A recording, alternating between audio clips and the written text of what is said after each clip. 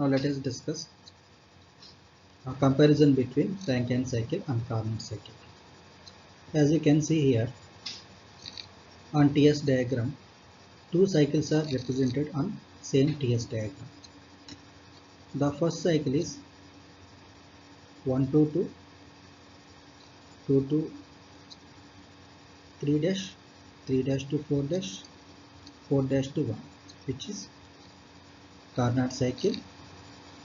The other cycle is 122, 2 to 3, 3 to 4 and 4 to 1, which is Rankine cycle. Okay, here two cycles are represented on same TS diagram. And the one more point is, here both the cycles are operating between same temperature limits, which are Tc denotes low temperature, Th denotes higher temperature. Okay, if you consider both the cycles are operating between the same temperatures, the efficiency of the Carnot cycle will be higher than the efficiency of the Rankine cycle, because the average temperature between 4 to 4 dash in the Rankine cycle is less than the Th. So the efficiency of the Rankine cycle will be less than the efficiency of the Carnot cycle. Only when we consider the same temperature limits, in that case only the efficiency of the Carnot cycle could be higher than the efficiency of the Rankine cycle. In spite of this thermal efficiency in the Carnot cycle, Rankine cycle is better than the Carnot cycle. For example, let me clear all these things. For example, if we take the point 3 dash on Carnot cycle, so this is Carnot cycle. If you consider the point 3 dash on Carnot cycle, it is below the saturated liquid line. So this is saturated liquid line, this is saturated vapor line. So which means here in the Carnot cycle, the steam is not getting condensed fully into the water. At the point 3 dash, there will be water vapor mixture. So as we know that we don't have such devices to compress the water vapor mixture. So even if we compress the water vapor mixture, there will be a decrease in the efficiency. So there is a disadvantage in the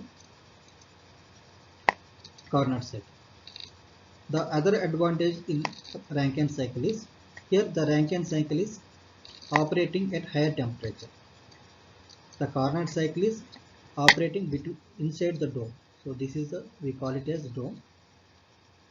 The total Carnot cycle which is operating inside the dome, but the Rankine cycle operating outside the dome, which means we can operate the Rankine cycle at higher temperatures. So the efficiency of the Rankine cycle will be higher. So these are the major comparisons between the Rankine cycle and Carnot cycle. Now let us see irreversibilities and losses in the Rankine cycle. As we know that Rankine cycle contains 4 components. Those are pump, turbine, boiler and condenser. In all 4 components there will be losses because of friction and heat losses.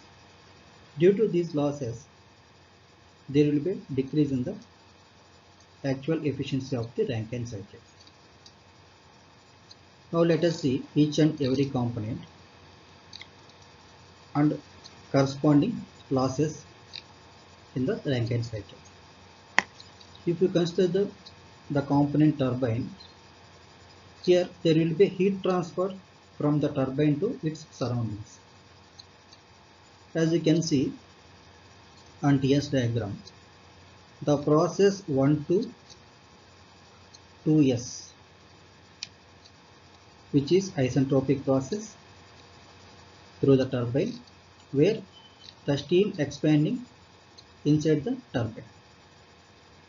If you neglect the losses here on TS diagram, the process 1 to 2s, it would be a straight line. But actually it won't be a straight line on TS diagram because there will be losses in the turbine. If you consider the losses in the turbine, the line shifted to process 1 to 2. So this is the, if we consider the losses in the turbine, the line shifted to 1 to 2. So which is inclined line due to the losses. Okay.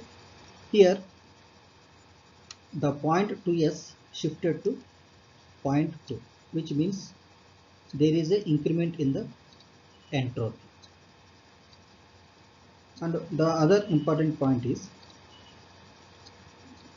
in the process 1 to 2, work done by the turbine in the process 1 to 2, it would be less than the work done by the turbine in the process 1 to 2s.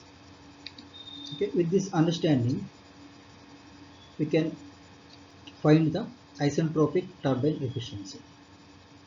So here isentropic turbine efficiency equals to work done by the turbine per unit mass in the process 1 to 2 divided by work done by the turbine per unit mass in the process 1 to 2s. Okay. So here in the numerator, work done by the turbine in the process 1 to 2. In the denominator, work done by the turbine in the process 1 to 2s. Okay. This we can write in terms of enthalpy. So here in the numerator, since the process is 1 to 2, here change in enthalpy is H1 minus H2. In the denominator, here the process is 1 to 2s. So H1 minus H2 2s.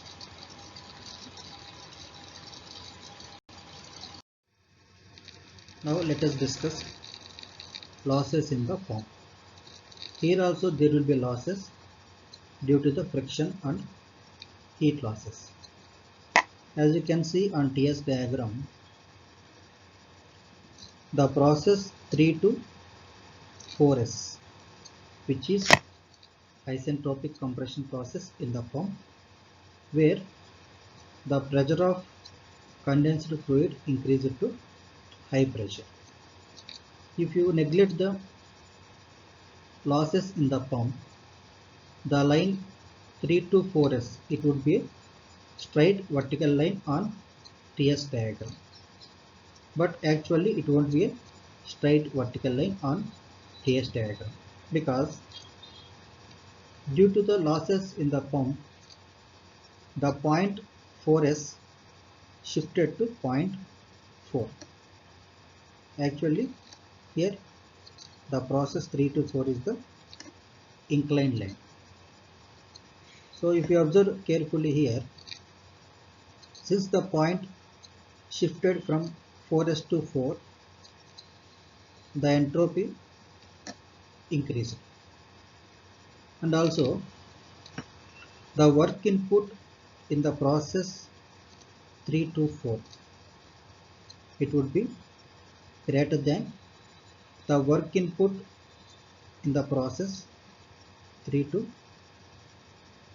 4s, which means generally the work input should be lower and output should be higher, then only the efficiency will be good. But here in the process 3 to 4, the work input is increasing due to the losses. So when the work input increases for the same output, the efficiency will be decreased.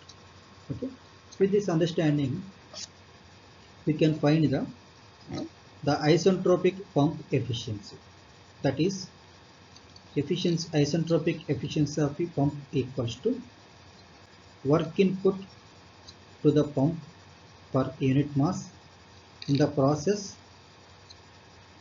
3 to 4s divided by work input to the pump per unit mass in the process 3 to 4. So which means in the denominator the process 3 to 4 and numerator the process 3 to 4s, that is work input into the pump in isentropic process. So here this we can write in terms of enthalpy. In the numerator, since the process is 3 to 4s, H4s minus H3 divided by, in the denominator the process is 3 to 4, so H4 minus H3. So from this equation we can find the isentropic pump efficiency. Now let us discuss improving performance of Rankine cycle. Here several modifications are incorporated to improve performance of Rankine cycle. These modifications are known as superheat, reheat and supercritical steam generation. As we know that we can increase the efficiency of the Rankine cycle by increasing boiler pressure or by decreasing condenser pressure in the Rankine cycle. Here two figures are there. Figure A is effect of boiler pressure on Rankine cycle. Figure B is effect of condenser on Rankine cycle.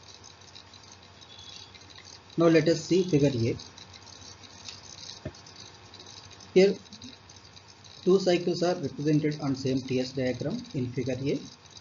The first cycle 1 to 2, 2 to 3, 3 to 4 and 4 to 1, which is regular Rankine cycle. The other cycle is 1 dash to 2 dash, 2 dash to 3, 3 to 4 dash, 4 dash to 1 dash, which is high pressure Rankine cycle. If you look at the position of the point 2 dash in high pressure Rankine cycle, it is more far away from the saturated vapor line when compared to the position of the point 2, which means at point 2 dash this mixture will have more moisture content, which means in that mixture it will have more liquid droplets. These droplets when passing through the turbine, they can erode the turbine blades, so it will damage the turbine blades. So the efficiency of the turbine will be decreased. Coming to figure B, in the figure B it is about effect of condenser pressure on Rankine cycle. Here also on TS diagram two cycles are represented on same TS diagram. The process 1 to 2, 2 to 3, 3 to 4 and 4 to 1, which is regular Rankine cycle, and the process 1 to 2 double dash, 2 double dash to 3 double dash, 3 double dash to 4 double dash, 4 double dash to 1. This is low pressure Rankine cycle. Here the pressure reduced from 0.2 to 0.2 double dash. Okay, here the length of the line from point 1 to 2 double dash is more than the length of the line from the point 1 to 2, which means here the steam expanding more. When the steam expands more, there will be more moisture content, and also this point 2 always it should be greater than the atmosphere pressure. So generally we maintain dryness fraction at point 2 greater than 0.9. That means it should be closer to the vapor line. Generally the dryness fraction X, it should be closer to the saturated vapor line. So to correct all these things, several modifications are incorporated in the Rankine cycle. Those modifications are known as superheat, reheat, and supercritical steam generation. Let us see one by one. Superheated Rankine cycle. As you can see on TS diagram, the process 1 to 2 is isotropic expansion process, where steam expands through the turbine. But here at point 1, further energy can be added by heat transfer to the steam before entering into the turbine. Once the steam is superheated, the point 1 shifted to point 1 dash. Here the point 1 dash is situated in the superheated region, and this superheated steam expands through the turbine in the process 1 to 2 dash. Now the superheated Rankine cycle is 1 dash to 2 dash, 2 dash to 3, 3 to 4, 4 to 1 dash. So this is superheated Rankine cycle. Here the advantage is, if you look at the point 2 dash, which is much closer to the saturated vapor line, which means here the dryness fraction at point 2 dash is greater than the dryness fraction at point 2, and also the quality of the steam is improved. Moreover, in superheated Rankine cycle, in the process 4 to 1 dash, the average temperature is higher when compared to the average temperature in the regular Rankine cycle, which means the thermal efficiency is higher in the superheated Rankine cycle.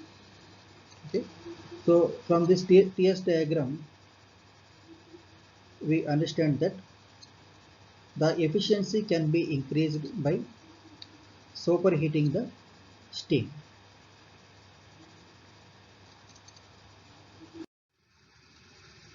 Now let us discuss about reheat Rankine cycle. Here steam does not expand to the condenser in a single stage, which means generally in Rankine cycle we have single turbine between boiler and condenser. But here, as you can see in this figure, two turbines are placed between the boiler and condenser. Those are high pressure turbine and low pressure turbine. Instead of expanding in the single stage, here steam is expanding in two stages through the high pressure turbine and low pressure turbine. Let me explain in detail. Here from the boiler the steam will enter into the high pressure turbine. Here in the process 1 to 2 the steam will expand through the high pressure turbine. After expanding it will not go to the condenser. Instead of going to the condenser it will pass through the reheat section where steam will be reheated.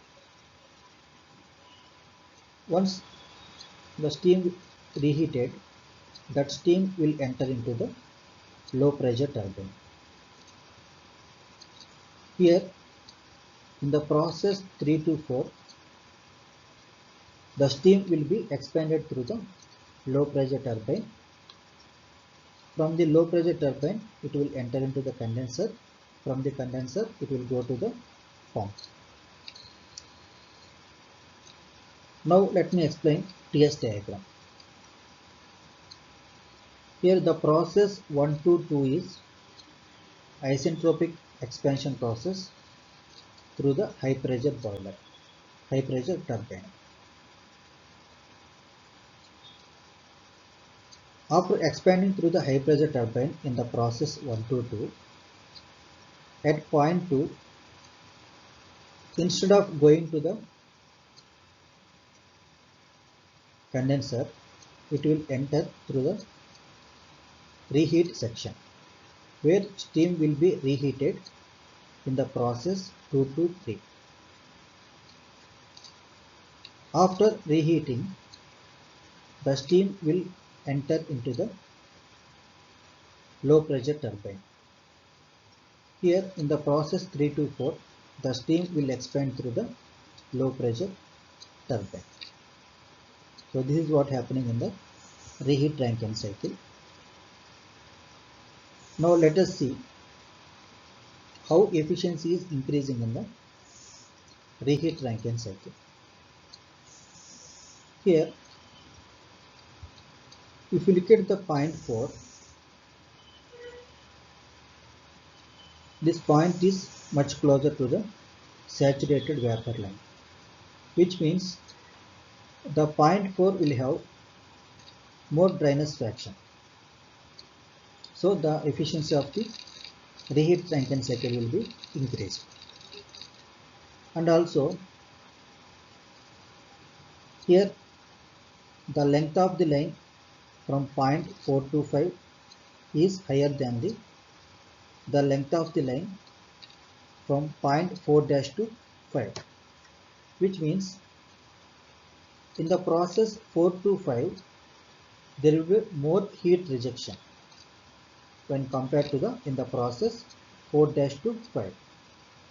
So if the heat rejection is more, the thermal efficiency will be higher for the reheat Rankine cycle. So these are the advantages in the reheat Rankine cycle. Here, as we discussed, instead of expanding in the single stage, the steam is expanding in the two stages through the high pressure turbine and low pressure turbine. So because it is passing through the two stages, the quality of the steam is increasing. So the thermal efficiency of the Rankine cycle will be increased. And one more point is here, as I said, two turbines are there, high pressure turbine and low pressure turbine. Generally, the size of high pressure turbine will be lower than the size of low pressure turbine, because in high pressure turbine the specific volume will be lower when compared to the specific volume in the low pressure turbine.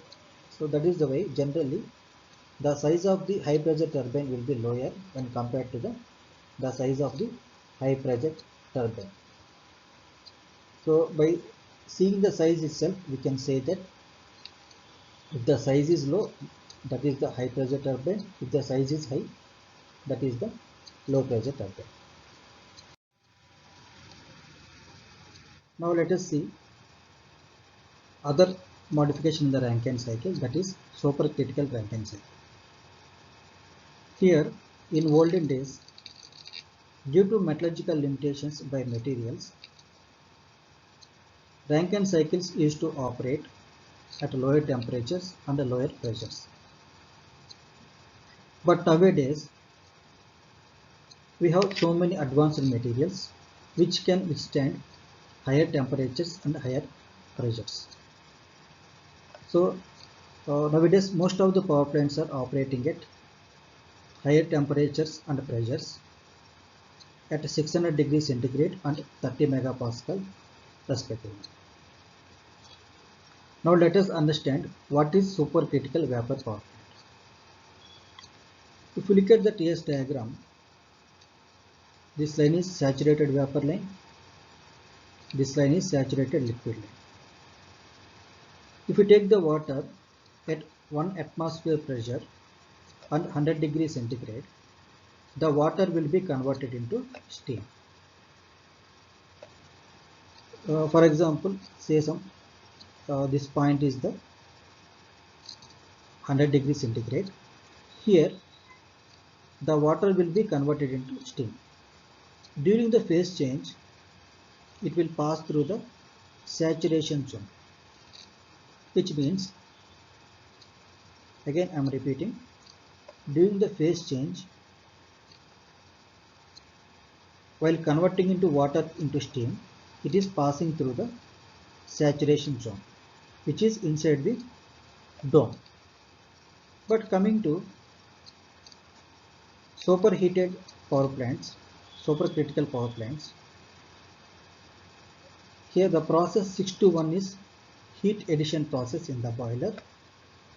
This process is operating above the supercritical and above the critical pressure. So here this point is critical temperature and pressure. Since here the process 621 is above the critical temperature, this power plant is known as supercritical vapor power plant. Here steam generation is taking place in the process 621 above the critical pressure, and also here water is directly converting into steam in the process 621. It's not going through the saturation zone. So this power plant known as supercritical vapor power plant. Here power plants are again two types: supercritical vapor power plant and ultra supercritical plants. In supercritical vapor power plants, the pressure and temperatures are 30 megapascal and 600 degrees centigrade respectively. If the power plant operating at 30 megapascal, those power plants called as supercritical vapor power plants. Here the efficiency is up to 47%. Coming to ultra supercritical power plants, if the plant is operating at 35 megapascal and 700 degrees centigrade, those power plants are known as ultra supercritical power plants. Here the efficiency only up to about 40%. This is what about supercritical Rankine cycle. Now let us see merits and demerits of supercritical Rankine cycle. First of all, let us see merits of supercritical Rankine cycle. Here fuel cost of supercritical Rankine cycle is lower compared to subcritical Rankine cycles, and also here efficiency is higher when compared to subcritical Rankine cycles. Since less fuel is used in this type of Rankine cycle, it will produce less carbon dioxide and other combustion gases. So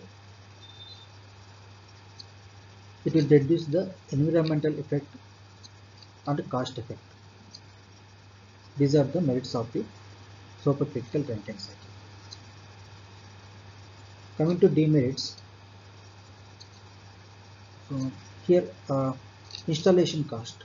Initial installation cost is higher for supercritical Rankine cycle when compared to subcritical Rankine cycle. Subcritical Rankine cycles which are reheat Rankine cycle and superheat Rankine cycle.